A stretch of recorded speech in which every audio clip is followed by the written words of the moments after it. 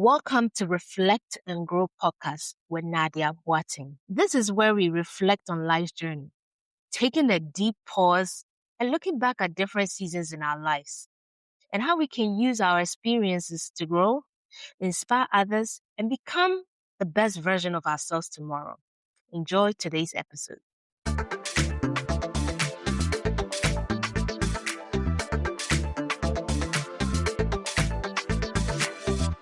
Good morning, good afternoon, good evening, wherever you are. I hope today has been great to you. I hope today you are in your best moments. I hope today you have finally gotten to that season in your life that you've been waiting on. I hope today you have finally gotten off the train. I want us to look at Matthew 11:28 today. It says, "Come to me, all you who are worried and burdened, and I'll give you rest." I've been thinking about this verse for a while, and I think the most important verse that stands out to me or that made me so attracted to this verse was the part that says, "All of you who are worried and burdened." A person who is worried is someone who is tired, someone who has tried everything, someone who has tapped into every part of them that they thought could assist or aid whatever situation that they are going through. It's almost like you are at your end. Well, you will have exhausted yourself. I think that is a good way to describe it. It's not like you are beginning, you have been on it for a while. I would like us to imagine being on a train, going to a destination that we think, or at least we believe, is better than where we're leaving. You get on this train ride, you are so excited. It's like me when I'm traveling to a place. Just being in the airport just fills my heart. I get so excited. The fact that I am leaving where I am to a different destination, the excitement is just beyond my place. So in this scenario, you're on a train ride or you're getting on a train ride to a different destination. And this destination, you believe deep in your heart that is better than where you are leaving. So you get on this train. You do not know how long it's going to take you to get to this destination, but you're just full of excitement. But you're sure it's not going to take too long. At least maybe a couple of days, a couple of months, the most. You get on this train, try to occupy yourself with like social media, let's say, with listening to music, talking to a couple of messages. Along the way, you take a nap a little bit. You wake up and you're still on this train, you're patient. You're like, it's okay, it's fine. And there goes days after days, months after months, you're still on this train. If I imagine myself being the person on this train, I think I'm going to start getting frustrated. I'm going to start wondering, am I ever going to get there? I know I'm going to get there because I'm moving, but when am I going to get there? That can be life sometimes. That can be seasons in life sometimes where you feel like, okay, this might not be too bad, but then it takes too long that it feels like this is really getting bad. And you occupy yourself with work. You occupy yourself with different things in life just to help you pass time, but you're still on this train. And that can cause you to grow worried and burdened because you're tired of waiting. You have exhausted all the things that you think would have helped you get through the process. And now you are stuck. Think of another scenario of you are in front of this wall and you want this wall to break. At the first instant when you are told to break through this wall leads to where you want to get to. You're full of energy. You strike the wall several times, and even when it feels impossible, you have some kind of energy that boosts you to keep going, to keep trying, and you believe that you can do it. But after hours and hours and hours, days after days, if this wall is not breaking, you start to get tired. You start to wonder, is this wall really going to break? And then you're like, okay, I'm crying, but I'm still hitting this wall, I'm in tears, I'm in pain, but I'm still hitting this wall. And you get tired and you're burdened because you're frustrated. You have exhausted all that you thought could possibly help you attain this goal. That can be life sometimes. Back to the train ride. We're still in it. We're asking the crew members or people that help on the train, do you know when we're going to get there? What is the ETA on the destination? And they're like, we don't know. And actually, in this scenario, there's not even a lot of people on the train, because seasons in life bring different people in your life. So you don't have a lot of people. It might feel like you have a lot of people, but you don't. So you're on this train ride. And then all of a sudden you get calm as a person, because that's when you finally realize my strength is not enough. I thought I got it, but I don't have it like that. It's like when you're sick, or let's say you make plans for brunch with your girls, or you make plans to do things, you don't know that you're gonna be sick, and all of a sudden you wake up in the next morning and you are sick. You can hardly get out of bed, and you think to yourself, oh my God, I didn't even think about illness. I didn't think about getting sick. Like, I had all the energy in the world yesterday. Where did it go? And you try to get out, you try to get dressed for this brunch, and it's like your body is just not doing it. Maybe you can even make it as far as getting into your car, but once you get to that location, that restaurant, you can hardly even pick a fork to even eat your food, to the point where your friends are like, maybe you should go home, get some rest. You're like, no, I can do this. And at the end, you are even driven home by your friend because of how tired or maybe how sick you are. That can be life sometimes, when we have exhausted ourselves, when we have grown worried because we thought we could do it. I want us to think for a second about this scenario. Think of yourself in this scenario when you have grown, or you have finally grown worried, and you're burdened and you are tired and you've exhausted yourself. You just, all of a sudden, you become quiet, you become gentle. It's almost like, there's no words, there's no thoughts. And today I want to remind you about those moments, because I think those moments are very, very important when we have exhausted ourselves, when we have finally come to that common moment where we have no words, we have no energy, and it's just a breath that we can get. So in the train ride, at this moment, you're just staring at the view and you're looking at the scenery, and you're just looking at these mountains. Maybe, you got some mountains, you got some ocean view, you got some rivers, you're just looking at it. But before, you were paying attention to all these because you're so focused. I want to get there, I want to get there, I want to get there. Let me occupy myself. But now you have been brought to a common state, a state where you don't think about anything else but to be calm. So you start to pay attention to the beauty of life, the beauty in having good health, the beauty in being able to just enjoy nature and see the goodness of God. In this moment is when we finally let God in. God is a very calm person. At least I believe that. God, I feel like he steps in when everything is settled. He's always in the situation, but it's hard for us to see him in the situation when we have so many things going on. Until we have finally come to that resting place is when we have finally exhausted ourselves, when we feel like the burden is too much, when we have grown worried and we are just tired, is when we feel him the most, because we have exhausted ourselves. So now we're like, God, do unto us what you want to do to us. But before, you wouldn't give room for God because you're too occupied, you're too busy. You're too busy getting ready for that brunch and going to work and just staying on your social media just so that you can get to this destination, that you didn't have time for God. But once you are exhausted, once you're tired, and all you can do is just take that deep breath and just breathe. You let him in. You fully pay attention to him. And I think that moment in life is very important, because those moments in life is when transformation takes place. It's almost like, this is me. I thought I got it, but I don't, or I don't have it. So do unto me whatever you want to do unto me. And then God starts to use you in different ways that you never even imagine yourself.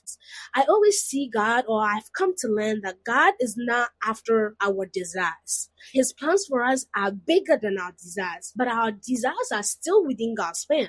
It's not that he does not care about our wants and needs. It's just that he has a bigger picture for our wants and needs. But we are so narrow-minded in our wants and needs that we are not seeing the bigger picture. So he almost has to bring us to a breaking point, a point of calmness, so that we can pay attention, so that we can fully surrender to him and give him the chance to do what he wants to do in our life.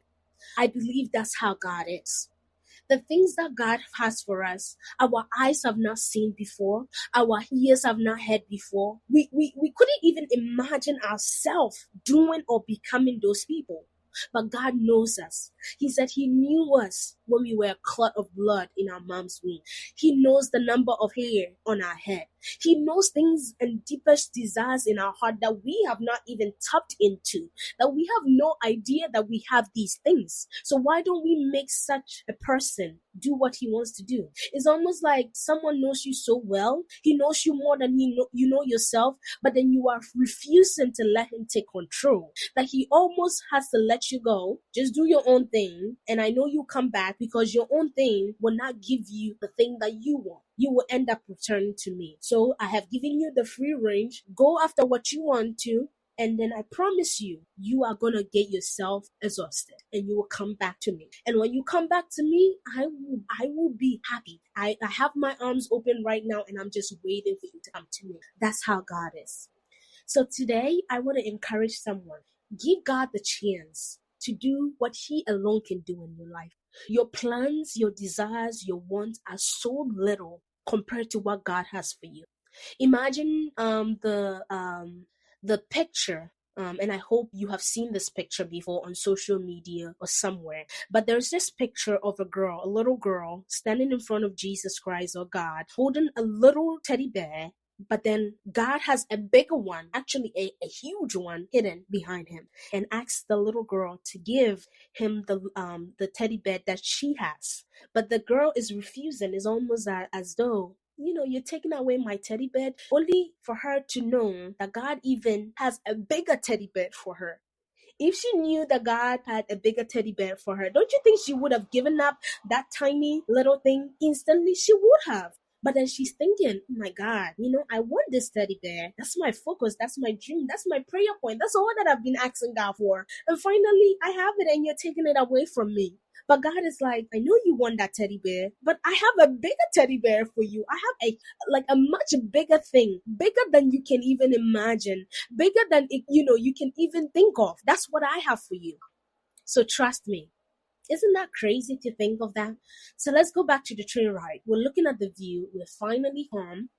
We're finally admiring the scenery.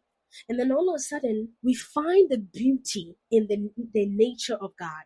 We find that the beauty in the ocean, the clouds changing day and night. We find beauty in the rain coming. We find beauty in the storms. We find beauty in the snow. We find beauty in the sunrise and the sunset. That we all that we can say is thank you. Thank you to the maker of all this. Thank you to the one that has made the seasons change, the one who is in control of all these, that is in control of the sun coming in and the moon coming in, who is in control of these leaves and these plants and these flowers. You start to thank God for this because you've never paid attention to it. Now, the ride or the train ride that was so frustrating to you because you could not wait to get to your destination is one of the best moments in your life. It's one of the most beautiful and significant moments in your life because you tapped into an area in your life that you never paid attention to. You never gave chance to. But God is like, there is so much more I have for you. So just take a pause and look at the view. Take a pause or relax. Let me take control so that you can see all the great places that you are meant to be. Day after day, month after month. At this point, you have even forgotten how long you've been on the train ride because of how good it is right now. But finally, and I pray that it comes quick, you finally get to your destination. And you say to yourself, oh, we're here? I was actually, I had so much, I was expecting so much of the view and we're finally here. Oh, it's almost like you're disappointed that you got into your destination. Isn't that crazy? It came so fast. Or at least the journey has been so beautiful that it feels like it has come so far fast. And you finally get to your destination. But now when you get to your destination, you have a different view about life. You have a different view about the place you were going because of the lessons that you've learned along the way. So you finally broke that wall that you've been hidden for days and days, months after months, year after year. You finally calmed yourself down and you're not so deep into your routines and work that you are appreciating each day and you're thanking God for each day. You're thanking God for the fact that you can get up in the morning and do the things that you are hoping for. You finally calm the day down and take it as it comes in. That God finally gives you that strength to go on to that brunch. But you are at your destination. You have moved from one season into your life to another. but your perceptive about life and about that season has completely changed. It says in the Bible, and it goes something like this, consider it a good thing when you go through trials of any kind. Because if you have made that like trial, and I'm paraphrasing, you've made that trial or that hardship or that transformation take its course, you will come out complete, lacking nothing. And I believe that's how you feel when you finally get off the train. The thing that you thought you wanted the most is almost like, this train ride has actually made me complete. I'm good. Like, I thought I needed to be at this destination, but to actually think of it, I think I'm okay. I mean, this destination is great, but it's almost like I'm already filled up. And I have experienced so many things along the way that this is actually a bonus to me. I was enjoying the beautiful sunrise in that train. I was enjoying the beautiful sunset, the beautiful rain showers. I was enjoying that snow. I was enjoying that thunderstorm even. But now I'm finally at my destination, and this is just a bonus onto it. Wow. I believe that's how God works. And I believe that that is the transformation power of God. If we let God take his place in our life, if we calm down our day, if we calm down our schedules and our routine, and we fit God into that routine and let him be the pilot of our plane, or the pilot of our ship, or the captain of our plane or our ship, that's how our lives will be. It doesn't mean that it's going to be perfect. It doesn't mean that it's going to be easy. It doesn't mean that we're not going to go through trials and tribulations. We are, but we are going to be transformed by it. That when he finally grants us our deepest desire, he finally gets us to the destination that we have, it would just be a bonus onto it. There is power in God's transformation. There is an extreme, it's just beyond words about just letting God transform us. We will be made whole. We will be made complete, doing everything he has ordained us to be. So today I encourage you that as you go about your day, as you go about the month, that you take a pause in life and let God be the captain of your ship. Calm yourself down with the planning. Calm yourself down with the goals and ticking off all the things that you want to do. Calm yourself with that and let him be the center of it all. And let him lead you where he wants you to be. Sometimes you're left with no other option than to be at that state of calmness. Sometimes God just has to get us there in order to help us stay focused, to help us, or to help to make him take place in our life. To almost like, I need to calm you down so that I can take place. I can take position. I can be the captain that I need to be in your life. Today, let God be the captain of your ship. Enjoy the moments, whether good or bad. Enjoy the ride and see it all as part of the things that you have to endure in order to get to your destination. And let those seasons and let those moments in your life transform you and make you complete. Let it make you become everything that you are called to be. A person of many colors and a person of many experiences. You only grow wise from there. So today, I hope this message makes you smile. I hope this message transforms the way you think. I hope this message gives you a different view of life, a different view on seasons in your life. And I hope that today you are blessed beyond measures. Have a great day, and thank you for listening.